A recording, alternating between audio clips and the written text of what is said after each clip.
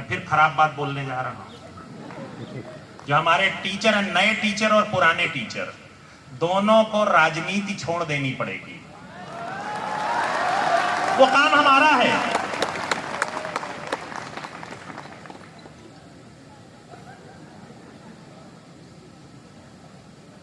क्यों भाई? ये जो बहनें नई नई आई हैं, मतलब ये जो नए लेक्चरर्स हैं, मेरी बहनें भी हैं, भाई भी हैं, आपको बड़ी जिम्मेदारी में दे रहा हूं। जब ये लोग, जो कुछ सीनियर लोग हैं ना, आपके सामने अगर कुछ पॉलिटिकल एक्टिविटी करें तो इनके सामने हाथ जोड़ लीजिएगा और कहिएगा हमें पढ़ाने दीजिए, ये काम आपका है। क्यों, सहमत है मेरी बात से? जो नए लोग हैं, इतनी तो मदद करेंगी कि नहीं? क्यों भाई? जो नए लोग हैं, पीछे एक लेक्चरर बैठे हैं, बताओ भाई, इतनी मदद करोगे? जो पुराने लोग हैं, उनको भी मैं ठीक कर रहा हूं धीरे धीरे, उनको भी पढ़ाना पड़ेगा। मैं इतनी चिंता क्यों करूं? आप लोग सोच रहे होंगे मैं इतनी बात क्यों कर रहा हूं। मेरी चिंता का सबसे बड़ा कारण जानते हैं क्या है? इनमें से बहुत सारे बच्चे ऐसे हैं, जब अपने गांव से चलते हैं तो इनके मम्मी पापा को ये पता नहीं होता है ये क्या करने जा रहे हैं। बस उनके दिमाग में एक बात रहती है कि मेरा बेटा या मेरी बेटी जब ये पढ़ करके लौटेगा तो मेरे जीवन की दशा बदल देगा। इस आशा के साथ आपको भेजते हैं। तो मैं चाहता हूं उनकी आशा में किसी प्रकार का कुठाराघात ना हो, इन बच्चों के भविष्य के साथ किसी प्रकार का खिलवाड़ ना हो।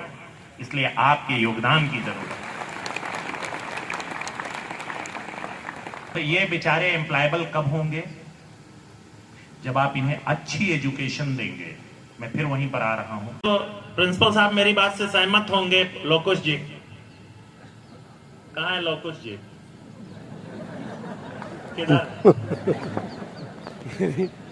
मेरी इस बात से आप सहमत होंगे कि हमारे पॉलिटेक्निक में जगह बहुत है, केवल मिर्जापुर में नहीं,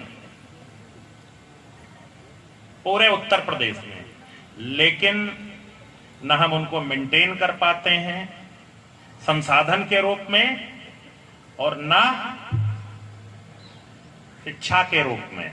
मैं देखिए, मैंने अपने मन की बात कही है आपसे और उसमें मुझे आपका सहयोग चाहिए। इनके कष्ट को मैं जानता हूं कि इनके माँ बाप ने कितने कष्ट से इनको यहां पर पूर्ण एक एक पाई जोड़ करके पढ़ने के लिए भेजा है। तो मैं इनको सबसे उत्तम शिक्षा कैसे दे पाऊं, इसमें पहला दायित्व तो मेरा है। फिर प्रिंसिपल साहब आपका बैठ जाने से काम नहीं चलेगा। अरे यार, मेरी बात से सहमत हैं आप? क्यों बच्चों? केवल टैबलेट बांट देने से काम नहीं चलेगा कि चल जाएगा? हमारे माननीय मुख्यमंत्री जी जो हमारे युवाओं के बारे में चाहते हैं, उनके अंदर स्किल कैसे आए, उनको एम्प्लॉयबल कैसे बनाए, ये काम करने का दायित्व किसका है? प्रधानाचार्य और उनकी फैकल्टी का। आपको सुविधाओं में हमने कोई कमी नहीं छोड़ी हो, आप बताइए। जो नए लेक्चरर आए उनसे भी मैं निवेदन कर रहा हूं और जो पुराने हैं वो तो जानते ही हैं, मेरा बोलने की जरूरत नहीं। बताइए, कोई जरूरत है? तो मेरी आपसे सिर्फ इतनी अपेक्षा है कि इन बच्चों को सर्वोत्तम गुणवत्ता की शिक्षा कैसे मिले। से भाषण मैं तो चला जाऊंगा बोल के, लेकिन प्रैक्टिकल आपको जमीन पर उतारना है। और मैं फिर प्रिंसिपल साहब की तरफ चल रहा हूं कि स्किल, बच्चों को स्किल देने के लिए आप सबसे महत्वपूर्ण भूमिका अदा करते हैं। क्यों त्रिपाठी जी? अगर वही पुरानी वाली पढ़ाई पढ़ाएंगे ना, और अगर इक्विपमेंट कमरे के अंदर बंद रखेंगे जो प्रैक्टिकल वाले हैं, इसे कौन खोले?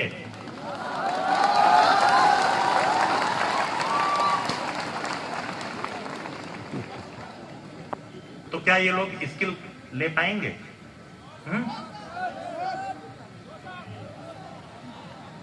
क्यों बच्चों? तो उसके लिए क्या करना पड़ेगा? अभी मैं आपको भी, प्रिंसिपल साहब लोगों का नंबर है, अभी फिर आपका भी नंबर आएगा। तो करना क्या है हमको कि जितने इक्विपमेंट हमारी सरकार ने दिए हैं, आप तो जानते हैं, माननीय प्रधानमंत्री जी की परिकल्पना से, मुख्यमंत्री जी के आदेश से, हम तो अपने विभाग में कोई रेड टेपिज्म का कोई स्कोप ही नहीं बचा हो। बताइए, कोई भी आपको जो आवश्यकता है छात्र हित में, तो मैं तो उसको आउट ऑफ द वे जाकर के करता हूं, ये तो आप लोग जानते हैं। अब उसमें आपका भी दायित्व है। आपका रेड टेपिज्म आपके कॉलेज में क्यों लागू होता है, ये मुझे बता दीजिए। इन बच्चों को जो हमने इक्विपमेंट खरीदवा करके भेजे, या बहुत पहले, मेरे आने के पहले भी खरीदे गए, अभी भी बंद हो करके ताला लगे। देखिए बच्चे, इसका मतलब ताला लगा, बच्चे ताली बजा रहे हैं। क्यों? मैं आपकी बात नहीं कर रहा हूं, उसमें लोकोस भी शामिल है, उसमें बसंत लाल जी भी शामिल है। लेकिन ठीक तो करना पड़ेगा इसको, कि नहीं ठीक करना पड़ेगा? क्यों बच्चों? इसीलिए मैंने आपकी बातचीत की शुरुआत में कहा कि मैं ऑर्थोडॉक्स और अगर हम उसको ठीक नहीं कर पा रहे हैं तो जितने दोषी आप हैं उतने दोषी मैं भी हूं।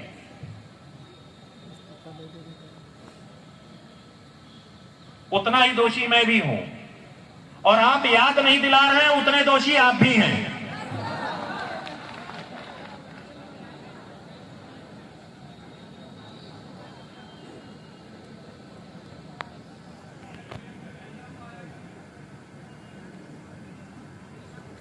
बहुत अच्छा लगेगा मुझे अगर ये सारे बच्चे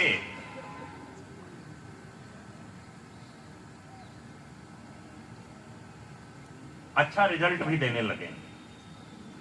अच्छा रिजल्ट नहीं दे पा रहे हैं, इसका मतलब क्या है? एजुकेशन की क्वालिटी हम इनको